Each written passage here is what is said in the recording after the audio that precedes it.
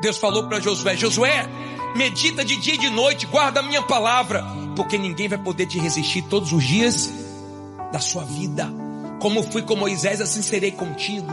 Você quebra tudo que tiver na sua frente, porque a minha palavra é poderosa. E eu já falei para vocês que vai chegar uma época que o ser humano vai ter fome e sede, não de comida, não de bebida, mas da palavra que hoje tem em abundância. Mas o ser humano rejeita. A palavra de Deus corrige a gente. A palavra de Deus nos conserta, nos molda.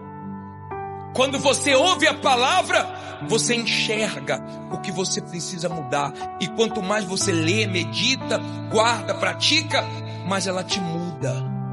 Todos que desprezaram a palavra foram destruídos. Todos que guardaram a palavra venceram tudo que se levantaram contra eles.